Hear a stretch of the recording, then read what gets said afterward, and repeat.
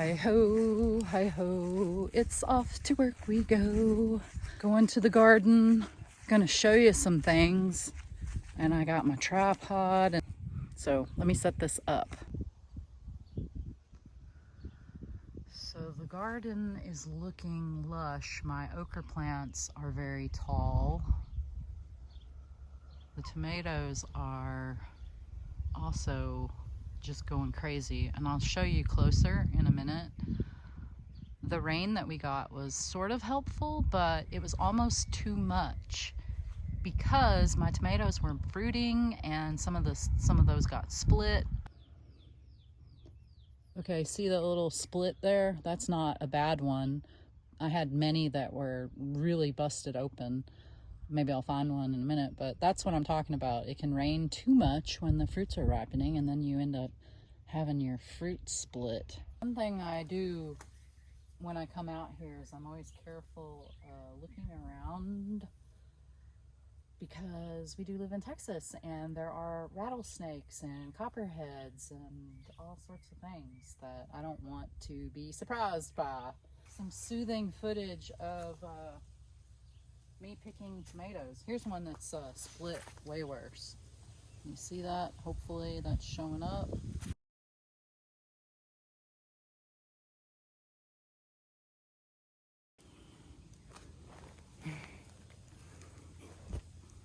The next thing I am harvesting is okra. Okra is in the hibiscus family, and so you can see these beautiful flowers that it makes that turn into the okra pod. If you've never had okra, a lot of people I find up north or northern places more, they may not have ever even heard of okra. Here's okra. Okra is a miracle plant and vegetable. If you have any sort of gastrointestinal plagues or problems, I highly recommend implementing okra into your diet and just see how that works out for you, because it has powerful plant medicine, 100% for sure. That's why I grow an abundance of it. I don't know how successful I'm going to be at harvesting okra while I'm trying to walk with this camera in my hand. There's some okras, more there. But I wanted to show you what it's like. I mean, here we are in the okra patch, stalking the okra, which blends in. So I have to really get down in here and then just sort of peer through all of the leaves and then spot the okra. Even then, I still miss some. I've been trimming the lower leaves off of my okra. See, I just let them fall down onto the ground. They're shaded and they're just sapping energy from the plant. I would rather the plant put growth into the fruit pods, the flowers, less into the leaves. I leave just enough leaf at the top for photosynthesis. Obviously, it's very necessary. I fertilize periodically.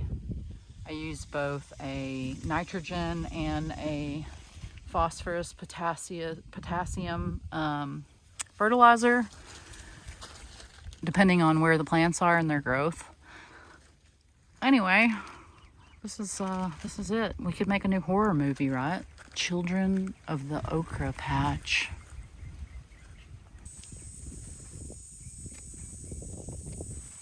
We're gonna have the okra today.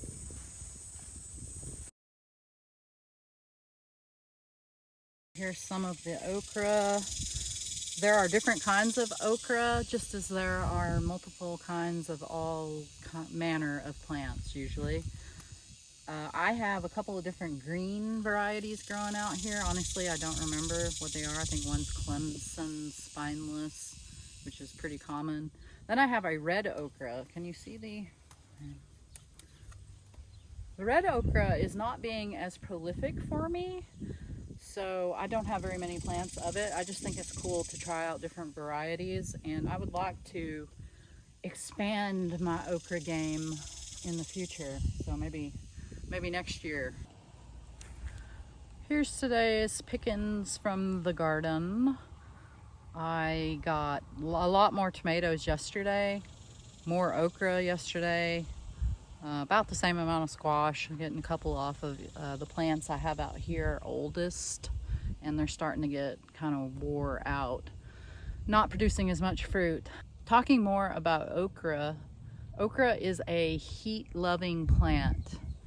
And while mine have been doing all right and the leaf growth is very prolific, it hasn't been super hot, which I'm not really complaining about. I enjoy the cooler weather. But I think that the okra production is a little bit low because of that, because it likes heat. It likes water too. It does really well in high heat. It likes to be watered deeply several times a week, and it's great. It's so great. You can stir fry it, which is usually how we have it. Some people boil it, and it gets a little slimy. It has like when you cook it, it gets like this mucilage that makes it kind of seem slimy. Some people will describe it that way. I just think it's whatever, you know what I mean? It's food. All kinds of food have different consistencies. We like it stir fried. You can even eat it raw, especially the little tender young ones. They get really huge, the pods. If you let them keep growing, they'll get really big and they'll turn woody. This one got a little big on me. I think it might still be good. When they get like that, they're not really so good for eating. At the end of the growing season, I usually let some go fully grow so that I can harvest the seeds from them and have okra again next year. Let me take you once again into the okra patch deep so I can show you the difference between these plants. Here is a Clemson spineless okra plant. You can see flower, beautiful flowers. Oh, gorgeous. This is a red okra plant, and I don't know more specifically than it is a variety of red producing pods. The flowers look kind of the same. They're yellow, big yellow flowers. And the fruits are seem a little skinnier on this one, and it's not as prolific, and they're red or maroon colored. But look at that. Isn't that beautiful?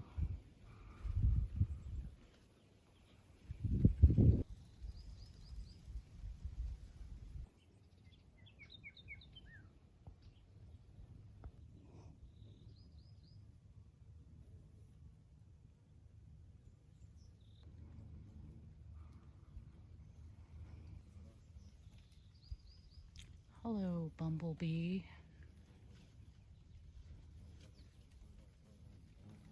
I have basil planted all throughout my garden. Basil's so prolific for me here. I collect seeds every year. I have so much that I can just broadcast it basically. And I find it's a good companion plant for everything. The flowers attract pollinators. We like basil. We put it in our cooking, make pesto. I don't use all of it, so some of it stays out here for the nature. It is repellent to some insects that might otherwise want to infiltrate my other types of plants. And yeah, I think it just makes it's a healthy balance. And there are other ways that plants communicate with one another through their proximity, all their cellular biological processes and stuff. Things communicate with one another on scales that we don't often think about. It's just, but I do, because I'm weird like that. But I love it. I love understanding the tomato patch area with voluntary okra plants interspersed. Ooh, I missed one over here. Pretty big one too. Oh, that's not that big. I have also basil planted in amongst these. It'll grow up tall through the tomato plants, fills in, creates shade, keeps the surface of the soil cooler.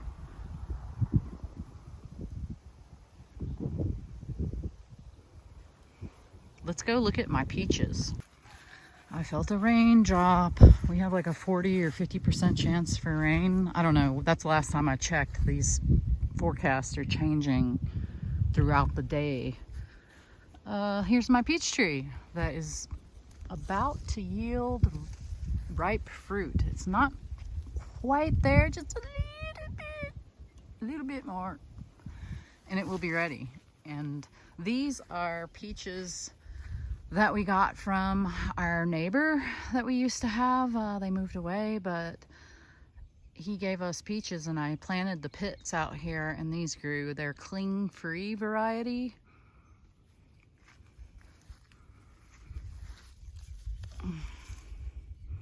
These are awesome. They are so good. There's other trees out here. These over here, they're not the fruit. There's some that are starting to get a little, but these are hard as rocks yet. These are not cling-free. So what I mean by that is that they're a pit or a stone fruit.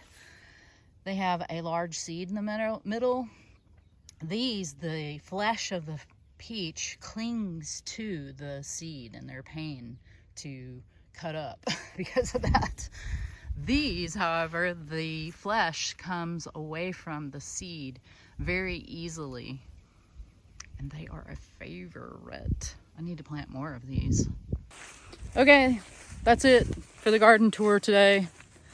I hope you enjoyed this special garden episode of Sandra Makes a Video about something. Have a very wonderful day. Get outside, get up, move around, use all of the wonderful opportunities that you have available to you to be a human being on this planet.